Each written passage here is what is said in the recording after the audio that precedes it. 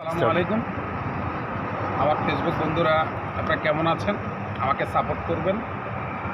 আর আপনাদের সামনে আসা মানে হচ্ছে কি, দেখেন আল্লাহ তাআলা আমাদের দেশে কত সুখ, আলহামদুলিল্লাহ।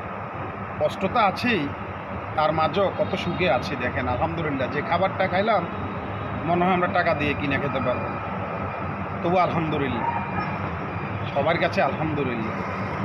প্রবাস জীবনে আরও অনেক কষ্ট হয়। এইভাবে খাবার বাংলাদেশে এসে খায়, মানুষদের মনে করে যে প্রবাসে কত সুখ, কিন্তু যে প্রবাসে থাকে সেই বোঝে প্রবাসের কষ্ট।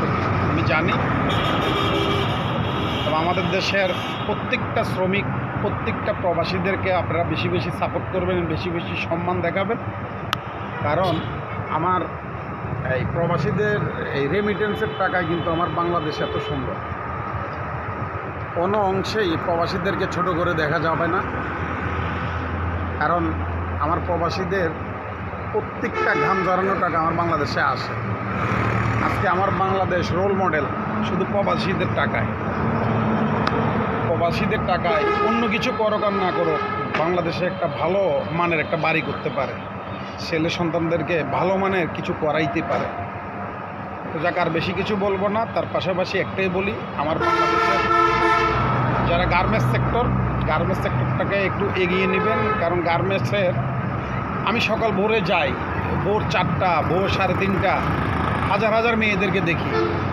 তাদেরকেও একটু সাপোর্ট করবেন, তাদেরকে কোনো অংশেই ছোট করে দেখানো যাবে না। আর প্রত্যেকটা গার্মেন্টসে যারা চাকরি করে ছেলে মেয়ে, তাদের প্রত্যেকটা ঘাম ঝরানো টাকা।